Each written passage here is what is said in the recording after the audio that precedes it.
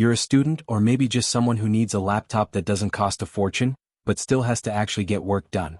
Docs, browsing, classes, Zoom calls, maybe even a little light editing. And you land on something like this NIMO 15.6-inch IPS FHD laptop. At first glance, it checks a lot of boxes. Full HD display, 8 GB of RAM, 256 GB SSD, Wi-Fi 6, fingerprint sensor, backlit keyboard, and it even throws in a 65W Type-C charger, which is not something you always see in this price range.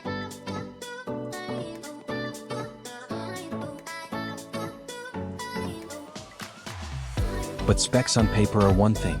Real-world experience is where things get interesting. Let's start with the design. This isn't trying to be flashy. It's clean, minimal, and honestly pretty restrained. You're not getting an ultra-premium CNC aluminum body here, but it also doesn't feel like something that's going to fall apart in your backpack. It's thin enough for a student bag, light enough to carry around campus, and it has that typical modern budget laptop aesthetic where everything is just simple. Open it up and the first thing you notice is the display. A 15.6-inch Full HD IPS panel at this price point is actually kind of the biggest win here.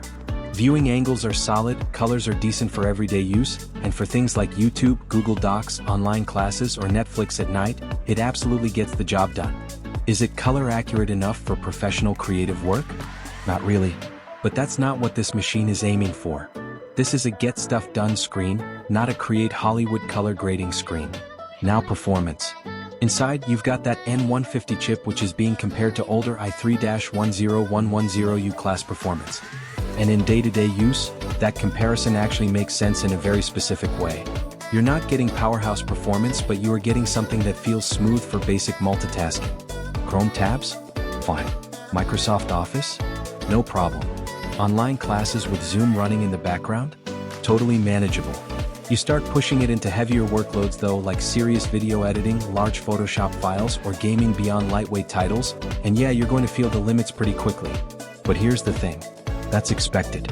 What matters more is consistency in normal usage, and for that, the combination of 8 GB RAM and SSD storage really carries the experience. Boot times are quick. App launches feel snappy.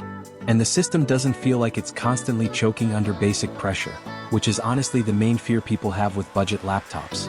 The keyboard is another interesting point. Backlit keyboard at this price is a nice touch.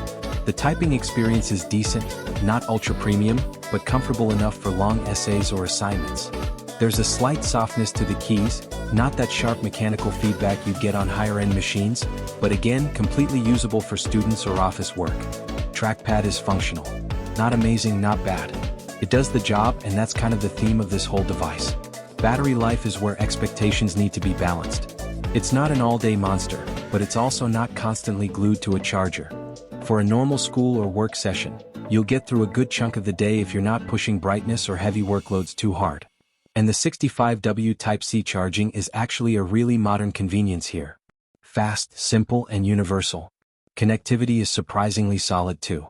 Wi-Fi 6 support means better stability on modern routers, especially in crowded environments like dorms or shared spaces. Bluetooth 5.2 also makes pairing peripherals smooth and stable, whether it's headphones, mouse, or speakers. And then there's the fingerprint sensor. It's one of those small features that doesn't feel necessary until you use it every day. Quick login, no password typing, just tap and you're in. Simple quality of life upgrade. Now the real question. Is this actually worth it? Because on paper, budget laptops always look good. The real difference is how they hold up after a few weeks of use. And this one sits in an interesting space.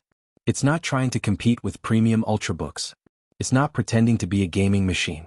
It's very clearly built for students, basic office users, and anyone who just wants a reliable daily driver without spending too much. And in that lane, it actually makes sense.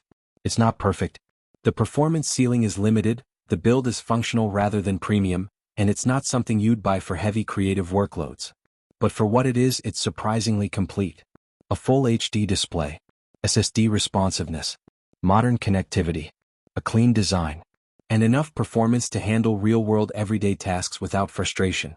So yeah, if you're looking at this as a budget student machine, it's one of those laptops that doesn't try to impress you with hype. It just quietly gets the job done. And sometimes that's exactly what matters most. If you're interested, the link is in the description.